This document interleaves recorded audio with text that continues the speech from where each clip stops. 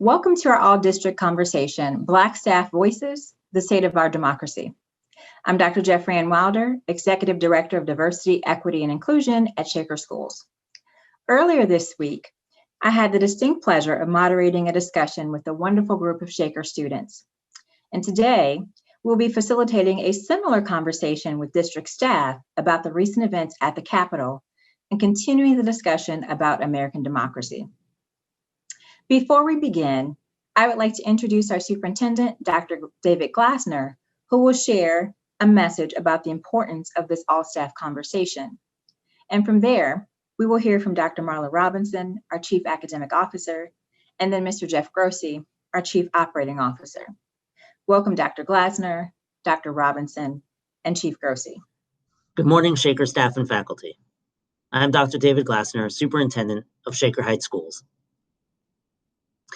We all know from our experiences as educators that teachable moments can be just as challenging for adults as they are for students. I think that was the case after the events that occurred last Wednesday at the Capitol building in Washington, D.C. While many of us were still trying to process what was taking place, at the same time, we also had the responsibility to help our students process these same events. I want to thank all of you for giving your students the space and support to do so. Today, we'd like to provide time to take this teachable moment one step further. On Tuesday, we presented Black Student Voices, the State of Our Democracy. We knew that Black students have a unique and important perspective on the events taking place in our country, and we wanted to provide a forum for their voices to be heard.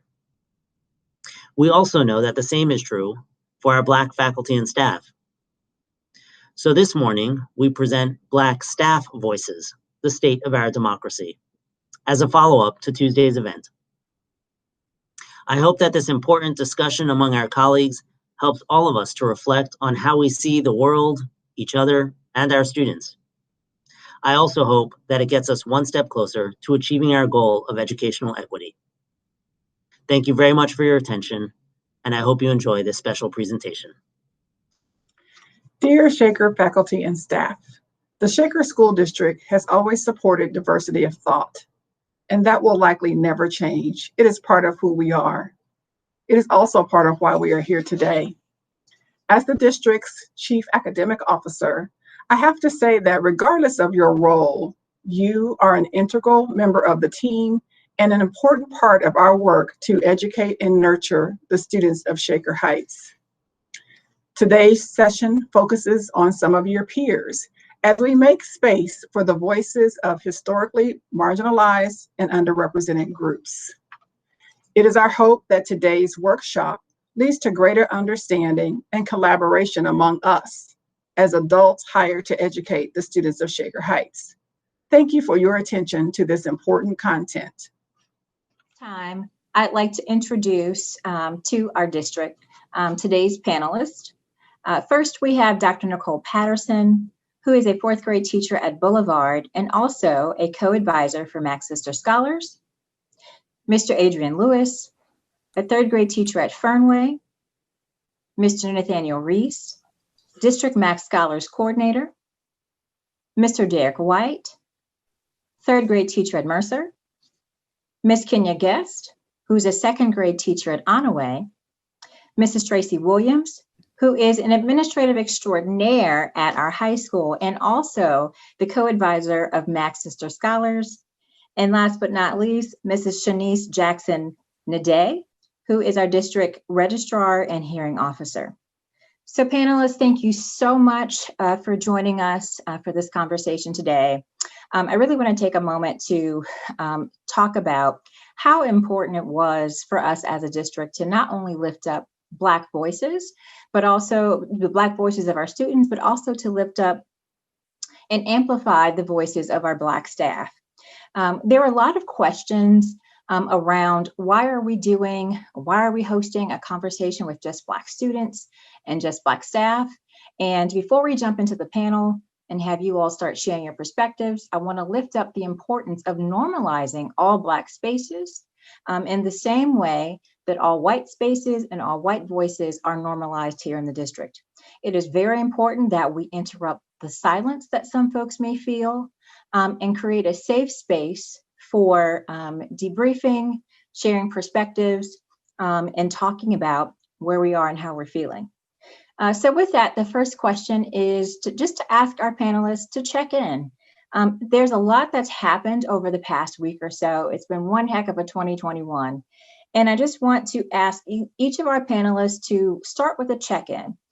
With everything going on, you could answer the question, I feel, how are you feeling?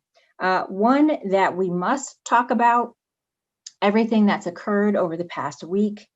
Or perhaps maybe you're feeling somewhat ambivalent, that for as hard as it might be, it's something that we may need to talk about. Or perhaps you're feeling that it's just too much right now, and there really is no way that you want to broach the topic. Although I'm assuming because you all agreed to be on the panel that all of you want to talk about this. So feel free to chime in in whatever order you like and just check in. I feel like it's something that we need to talk about. Obviously, there are people who still don't understand the difference in the way that people are being treated in the country. And hopefully this discussion will bring light to those individuals who are either not understanding or choosing not to understand what's going on. I agree. I agree completely. I feel like often the Black voice, especially in Shaker District, is not just silenced, but often misinterpreted, misconstrued, and used as a leverage sometimes to the public to say, well, we have addressed issues with our Black children, our Black families, but here's what we're going to do anyways. So I think when we have a space and we have the opportunity to talk about issues that are affecting our entire society and it trickles down to our Shaker community, it's extremely important for us to be able to share that voice in a space where it's not going to be interrupted by each other, but it's going to be heard and not changed or tweaked. So I appreciate this space, and I still feel it's extremely important. I just wanted to say that I agree. I think that we have to talk about this.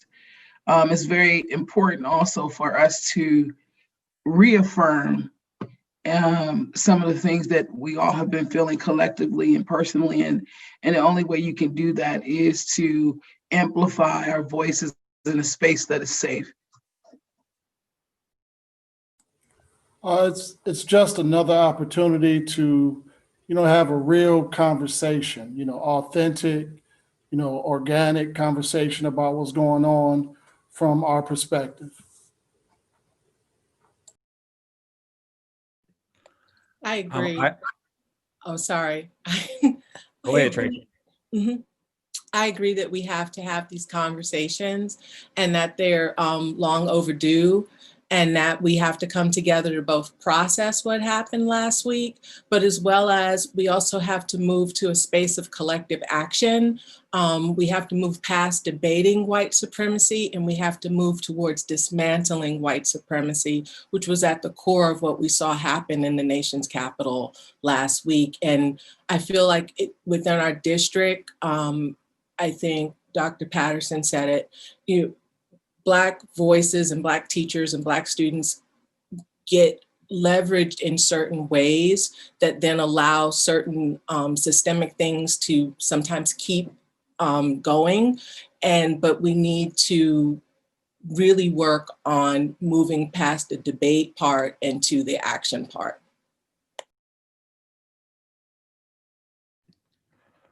I also agree with what many of the panelists have already expressed. I appreciate this space for our voices to be heard.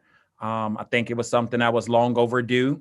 But it has also been mentioned that I think it's time to move past just the conversation and the debates and move to some form of action so that when these issues arise, or potentially to avoid, these types of issues arising again in the future, is something that I would like to see happen sooner than later. And I also agree with many of the panelists. And although exhausted, I think that it is very important to have this conversation for me as a Black teacher to represent what I am imploring my students to be change makers, leaders, to also stand up as a representative and a leader in the district to have this discussion.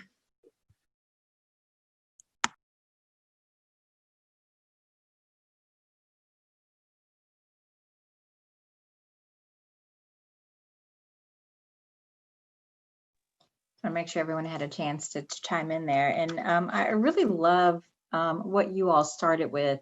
This notion of being able to process is really, really important. And without, spending too much time talking through and the debate piece, I'd love for us to spend some time moving toward pathways and how we can think about leveraging ourselves as change agents and as Kenyon talked about imploring students to be change makers. But before we get there, I'd like to spend a moment on the process piece if I could. We've already talked about, and you all have chimed in here on the critical importance of being able to lift up Black voices, in particular for this panel, and also other underrepresented voices too at various times throughout the district. But could we hold a space here for some colleagues, some of your colleagues who may have chosen to be silent, who can't necessarily process right now, who are overly exhausted and don't have the words? Can we hold a little space for them? Can you share, and I'm not necessarily asking you to speak for anyone, but could you perhaps share for the sake of our conversation, what kinds of things you may have heard from your colleagues and peers of color around why they choose to be silent during times like this, or why they can't really find words to process or to give voice in a time like this?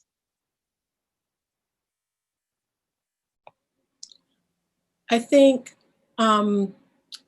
Shaker's a very civil community. Shaker Heights is a very civil community. I've been here for 20 years, had 2 children graduate from the high school, have a son who's in the 9th grade. So it's very civil, and like there are things that we're not supposed to talk about out loud because it's, seemed as rude. So I think that impacts some of my African-American coworkers and how they may approach conversations with peers. But I also think that the whole phenomenon of people wanting to appear woke and like kind of beat you to the punch and tell you like explain your experience to you, before you can like tell them just how like last week made you feel. And so I feel that people don't always, I feel that sometimes Black people don't always feel that their white coworkers are hearing them clearly on what they're saying. They're hearing, like, people hear what they want to hear, not what you're saying. Like there's not an authentic conversation going on. I agree very much with what she was saying. I feel like a lot of us African Americans in the district are also tired of now being the sounding board for the story that now so many white people are seeing on TV and, like she said, beginning to be woke. It's like these are experiences that we have seen for years within our culture. We've known all these things were happening. And I think sometimes we shy away from certain conversations because all of a sudden people that are not Black have something to say as if it's a new phenomena. And they appear to care. I'm sure many of them do. But for us, it's like, it's another day. This has been going on. And now all of a sudden, it's like, rah, rah, let's join forces. And I think some of us are just, they don't want to start that conversation or, again, be that sounding board for the person who's looking at you as that one Black coworker they can talk to, or that one Black friend that they can share their frustrations with. I think that's why some people shy away from that. I think also it was extremely triggering and traumatizing. And because of that, some people may be silent because they are still processing or even might be grieving. And the things that I saw last week also just reminded me a lot of our histories here in this country, even going back to my great grandparents. So I think some other Black folks who have been silent, that silence may be just because they're still processing the trauma and past trauma. And to add on, not only the past trauma, I think some people have a sense that like this event is going to happen again, like something like this is going to happen again because of our history. You know, when we think things are getting better or we feel things are getting better, you know, we have, you know, the events of last Wednesday turn up and, you know, I would say that some of my Black colleagues, Black friends, Black family members weren't surprised that it happened. And it's a unfortunate feeling to have that you weren't surprised by those actions and the response to those actions and things of that nature. So I think that might contribute, you know, to some silence as well. Yeah, I agree with Adrian. You know, our community, you almost get numb to it, you know, unfortunately. So that may be a reason. But, you know, as far as participation in a panel like this, you know, it's a personal choice, you know, to want to express your voice. So, you know, I know that I don't know how they feel, but I know they don't feel very good. They just might not know how to, you know, want to express it even, you know, what's going on right now.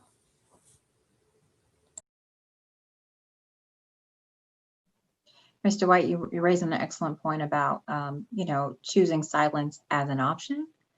And oftentimes, when things of this nature occur for underrepresented groups, silence isn't necessarily the luxury, right? The luxury is not provided. Folks of color are not necessarily provided the benefit to be quiet and stay quiet. And so we also want to honor and say that it is okay for folks who decide to stay out of the conversation or to process, you know, individually as opposed to processing collectively. So again, it's important for us to highlight that and lift up the voices in the same manner as we're lifting up your voices as well.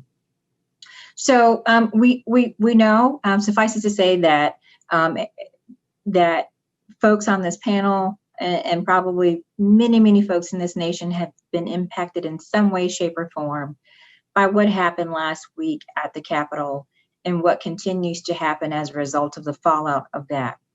And this next question is for the teachers, although other folks can feel free to chime in as well. And it really kind of connects to this notion of opting in and out of conversations. As teachers, can you share, and I think this will be really interesting for some of our primary teachers, can you share how you've experienced this event with students? So when we had the student panel earlier in the week, there was concern around ensuring that the conversation we led as a district was age appropriate and grade band appropriate. If we could have some of the teachers share how you've experienced this or how you've explained this or how you've incorporated this into your curriculum and teaching with your students. If you all could speak to that.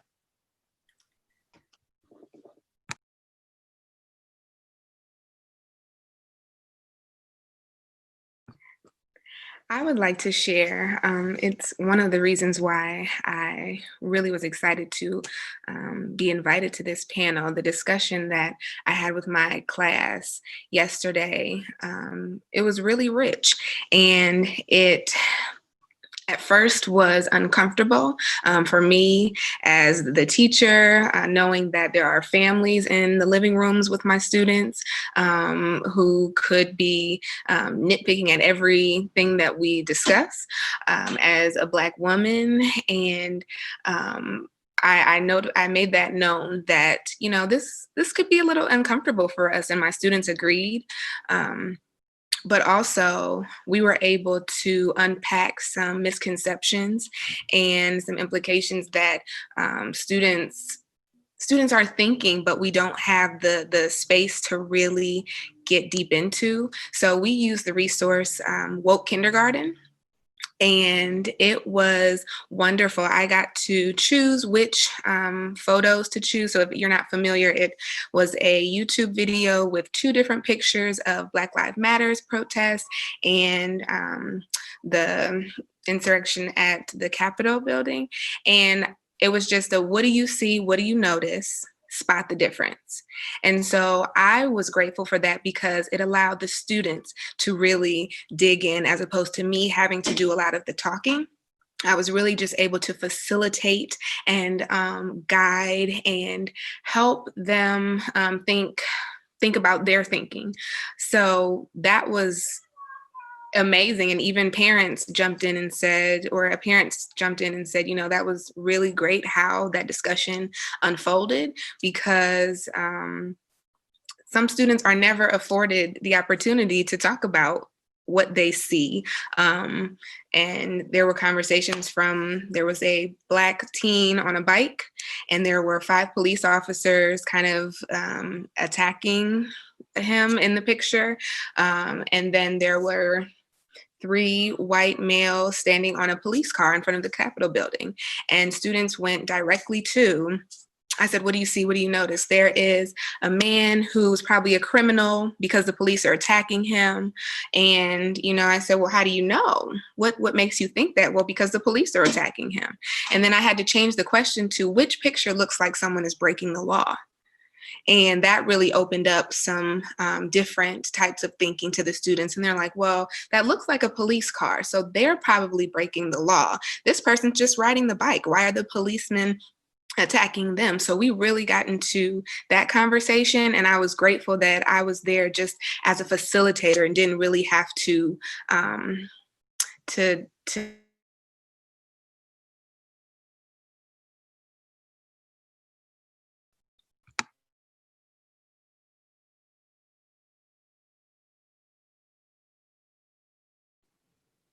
Thank you for that, Kenya. Other folks want to jump in and respond to this question?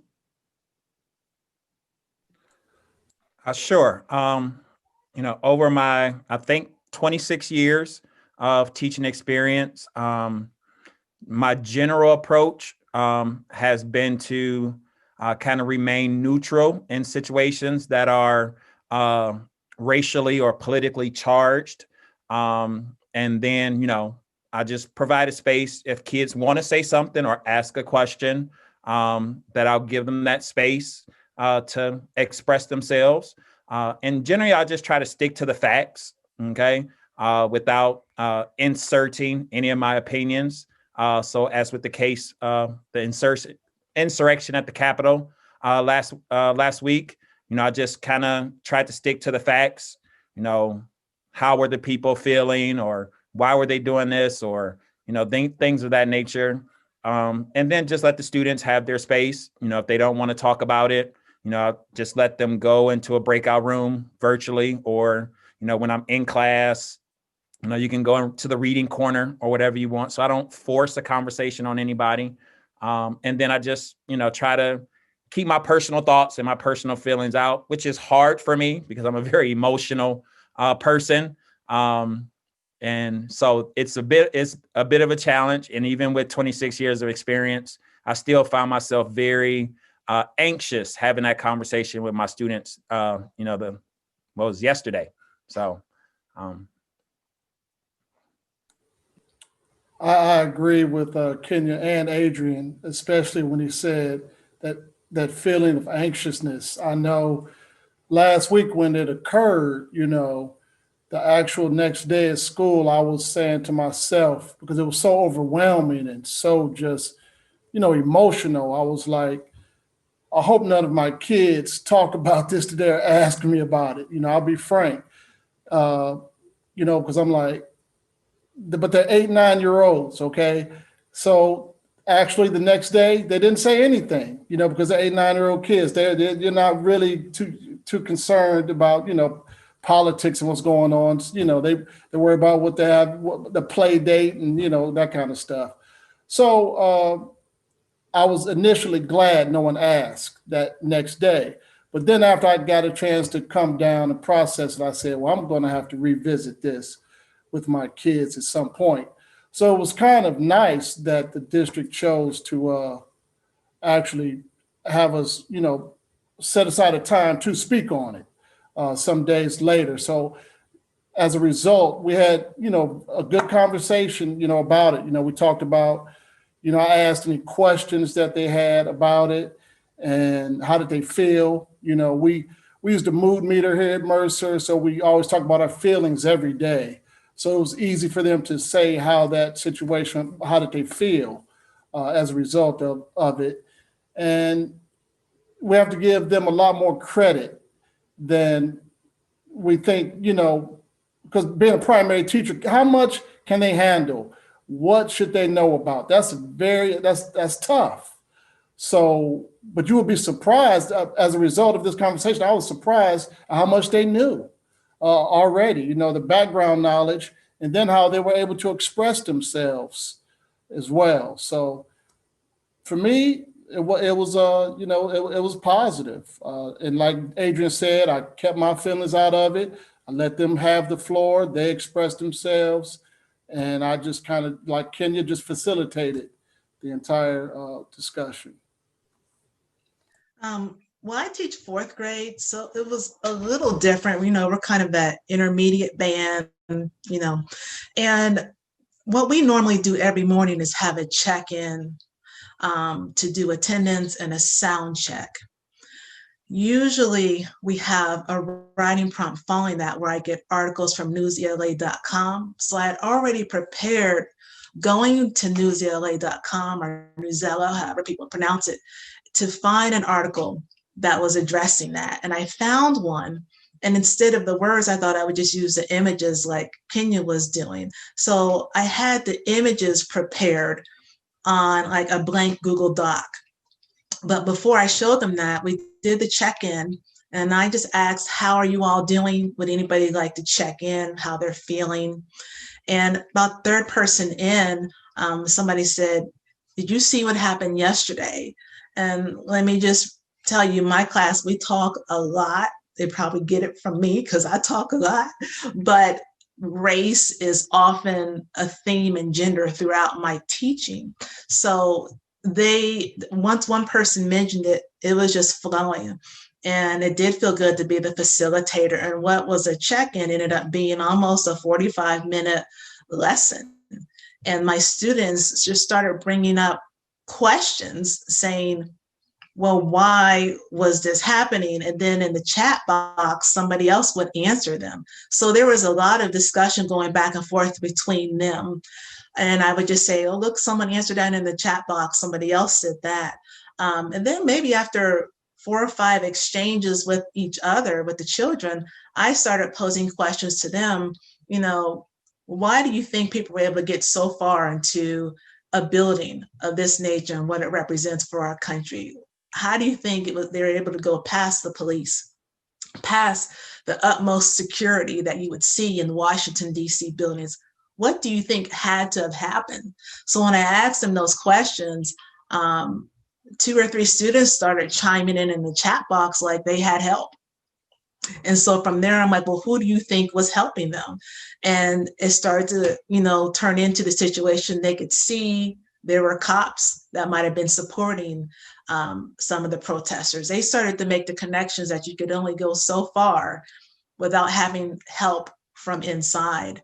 I did ask them, I showed them images as well from another article that had the Black Lives Matter movement discussed. And so we did compare those images and they talked about, how they're so still and the police were, side by side on Capitol Hill with guns. And we talked about why there was a difference. And, right away, people start talking about race, race, race, race, race. So it was a really rich discussion in my class. but I did let the students bring it up. And by the time the district had us do the panel for 4th grade, we had to leave after the 7 minutes. My students wanted to stay and listen. My students were ready to dig deeper into it. But I said, well, we're going to follow what the district wants you to do. In 4th grade, they told us to stop. So we're going to stop.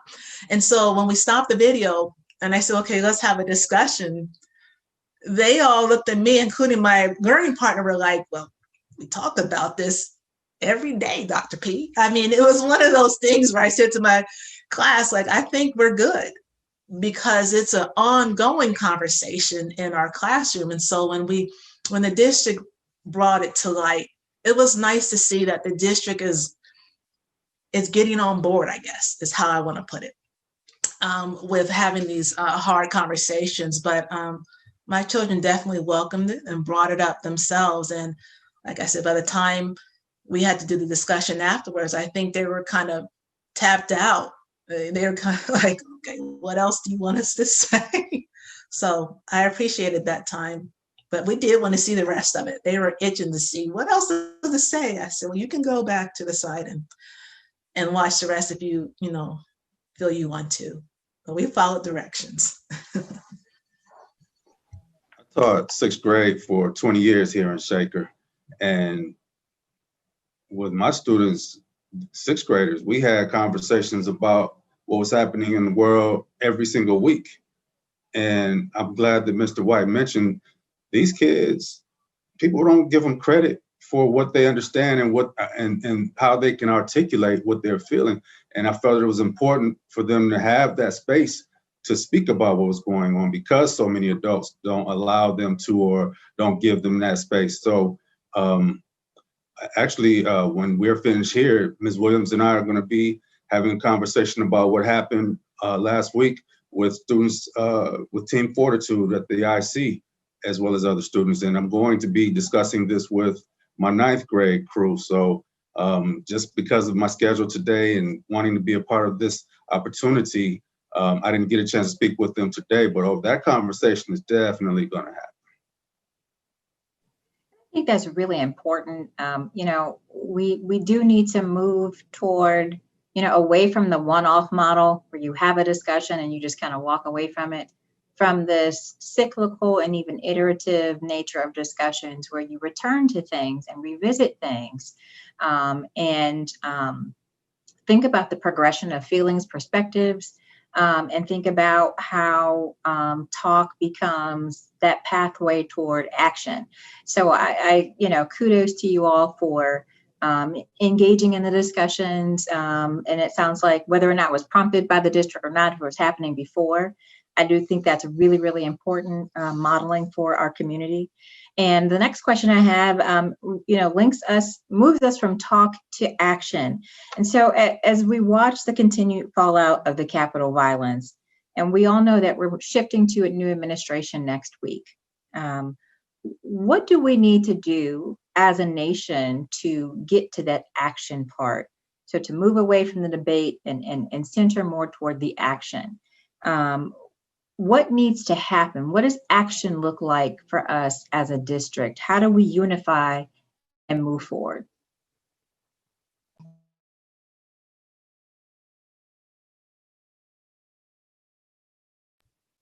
Well, I think one thing we could do is hear each other's truths, and not just the Black teachers, Black students, but hear everybody's truth. And it may not feel good to hear everybody's truth, but we need to hear what that person believes, what I believe. We need to hear it. Often it's like we think we know, but we can't all be lumped into the same group either. Not all Black teachers and administrators feel the same way about these issues, as we mentioned earlier. But I think really hearing, and not listening, but really hearing from the gut, our core, what our truth is, and what we feel our purpose is here. Shaker has a mission statement. We have these visions. We have all these things on logos, but what are we really doing to exemplify that? Do our truths line up with that? or is it contradictory? So I think we need to be honest with ourselves and where we're situated in this whole realm of race and culture and what we want to happen with our students.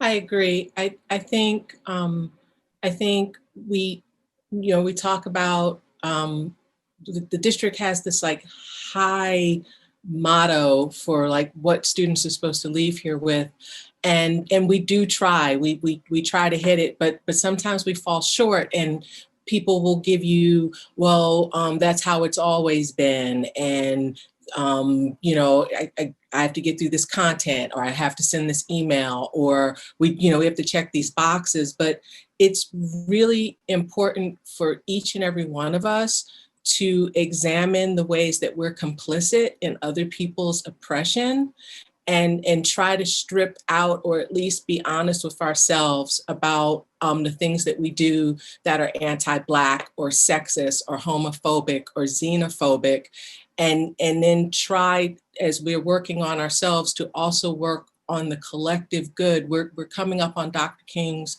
the holiday that marks and honors his life and his contributions. And the only way we get to the beloved community that our PTO programming is talking about is by doing the hard work on ourselves, and then taking that work out into the community and hearing each other's truths and sitting with those truths, and then working so that someone doesn't experience the truth of feeling like they're being silenced as the only Black student in their class, or as the only Black colleague in their department. That's how we begin to do the work in our buildings and in our district. I think one of the ways that the district can move to action, especially as it relates to the work that I do, because I deal a lot with our policies as a hearing officer and a registrar, I think is starting to identify policies that are oppressive and policies that create barriers for certain groups of students in our district and in our community. And I think that we're starting that work actually with our equity plan and identifying some practices that needed to be basically changed immediately. And I see that is happening.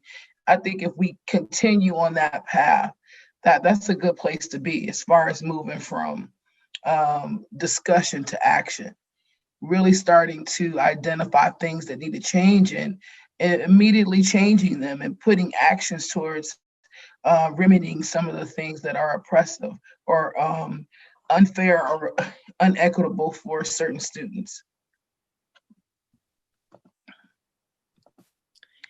And just to kind of piggyback off of what everyone was saying, I think that was one of my concerns after having the conversation with my class and listening to the conversations that you all had with your students, because as Black teachers, it is something that we may be more comfortable facilitating. However, I'm concerned that not all Black students are getting the space to be able to check in with their feelings that way, or to have these cyclical conversations. And it's important for them too. And it would be because maybe another teacher is not as comfortable or doesn't want to open that box to have that conversation, or wants to kind of, when I look at our units, kind of keep things in Black History Month, which really is American History Month. It's kind of, it's leaving them out a bit, or how are we reaching all of those students? And I think that we have to, part of our action is being okay with being uncomfortable and holding each other accountable as colleagues, to open the space to say, using this terminology or classifying students in this way may not be the best, or it may be derogatory language. Those types of small things that are happening, and I do see, I think our a great place to start with at least the staff, the teachers. So that's what I think that's where we should start. Can I add something as well? I think we also need to look at professional development for the whole district, and professional development, just not on equitable practices, but specific strategies like Shanice was talking about. When we're looking at policies, that's one layer. And then to also look at teaching strategies, look at things that we can do in the building differently, and to have professional development from people where this is their expertise in working in the education field. Because there's a lot of well-intended people, but I want somebody who has walked in my shoes, who has to prepare lessons, who talks with parents, who sits on curriculum meetings, who's been there and done that, to actually help give us practical ways to move forward with this type of work.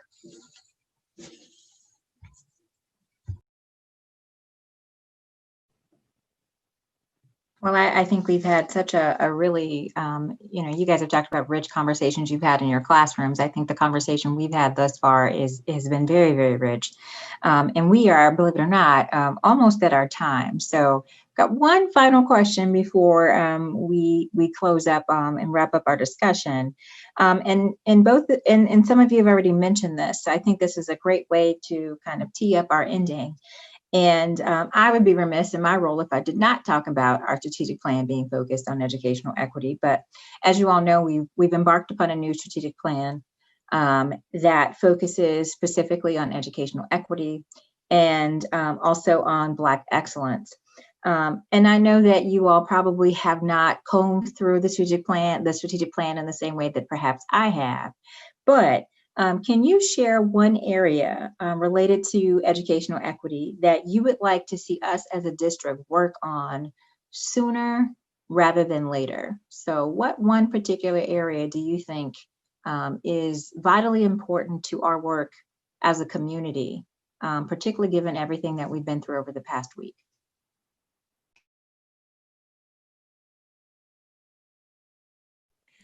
I have an area in mind, especially as it relates to being a hearing officer, and that is our expulsion and suspension rates when it comes to our Black students. They are significantly higher, and we definitely need, especially when students come back to in-person school, we need to work on that ASAP. I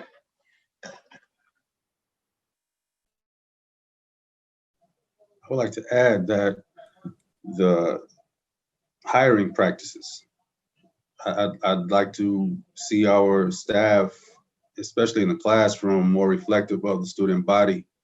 And that is not to say that we are getting rid of any of our white colleagues, but students at times need to see people who are qualified, who care about them, who have lived a certain similar lifestyle, and can understand them. And kind of treat them in a way that they're needing to be treated, and give them that nurturing. And again, that's not to say that our white colleagues cannot do that, but there are times when students want to see someone who resembles what they are used to, especially if it's a student coming into the district who perhaps hasn't had a lot of experience with people outside of their race. And so again, someone who's qualified, who cares about the students, and their whole purpose is, I want to make sure the student has an excellent educational experience. I second that, Nate. I was going to add that I think curriculum, looking at types of materials we choose, which type of programs we choose to roll out for our district, we need to look and see how is that working, what research has been done, how that affects African-American students. Has it been proven successful in districts or communities where the majority of students are African-American? Because when we talk about Black excellence, we want everybody to be excellent, but we do know if you're raising up one group that's been marginalized, you're going to raise up the entire class. Okay, and I think sometimes when we look at curriculum changes and shifts, we look at these different ideas that are out there, but we're not looking at how those ideas compare to research for African American students. And sometimes there are other ideas that work better, that are more culturally relevant, whether it's ELA or math, and we need to figure out ways to, to use them both to our benefit and not kind of make it one way, one package for everybody.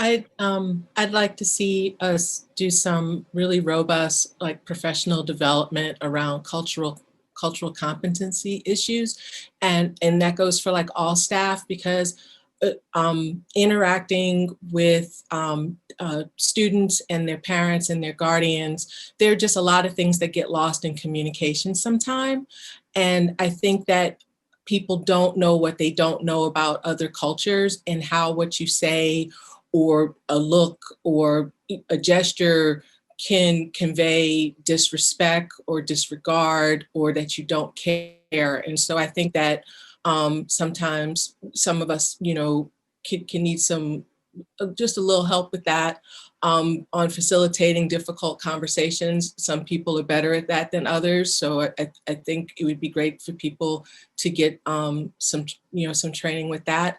And also looking at the curriculum. I'm a historian by training, and I'd really love to see how we teach history, K through 12 or pre-K through 12, really looked at, because too often, people will often say, well, I didn't know that, or I didn't know that. And I know Shaker does a very good job teaching history, but yet I don't know that every student gets the robust history education that they need to understand how we got to last Wednesday in the nation's capital. It's all there in the history, as well as sociology and things. But if you knew the history, you'd understand how we got to last Wednesday at the nation's capital. I just want to say that I'm so grateful that you all said everything that was on my mind so that I didn't have to take up all this time explaining. That was amazing, because I was thinking some of those very same things. And I just want to add that, and it's kind of a piggyback off of the curriculum and the materials, that I think I would love to see, and I don't know if this is even something that's being done, but kids to be able to have a space, a class, a program that is the Black experience. Coming from a PWI, where you go to a school where Black history, African American history is an elective. You take it once if that's not your major, and then you probably don't go too much further in that. Why does it have to start in college, where not everyone goes that route and takes that path?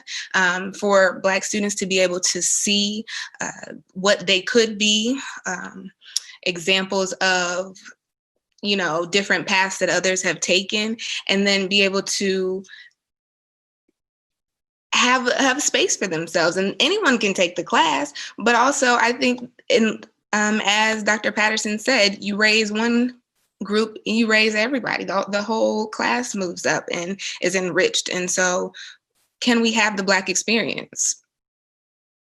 And I think that would edify the minds of every student and teachers as we look at how to implement that curriculum or that program. I think that's what I would like to see.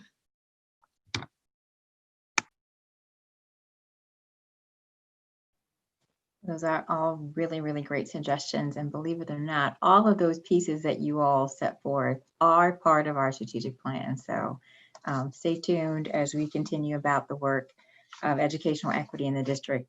We are at time, but I want to hold one final space for folks to offer up anything that they wanted to share that they did not have the opportunity to set forth. So lifting that up right now. Anything you'd like to share? Any final thoughts that you'd like to share? I appreciate working in the Shaker-like district where it's so diverse. I enjoy coming here and seeing people of different cultures and backgrounds and so forth. And I really hope that we move forward with a better understanding of one another.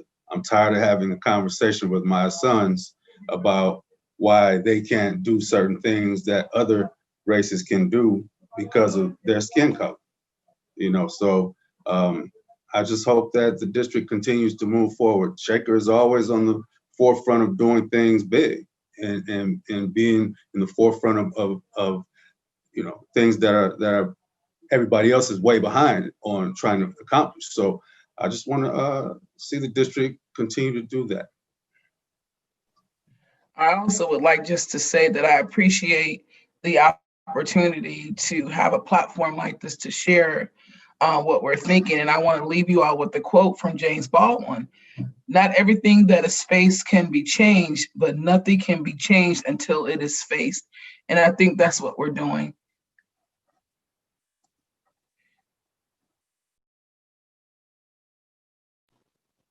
Thank you again to our illustrious panel, Dr. Nicole Patterson, Mr. Adrian Lewis, Mr. Nathaniel Reese, Mr. Derek White, Ms. Kenya Guest, Mrs. Tracy Williams, and Mrs. Shanice Jackson Nadai. Thank you all for joining us for Black Staff Voices, the State of Our Democracy. And we hope that this is just the start and not the end of many good conversations in Shaker. Thank you all for joining us.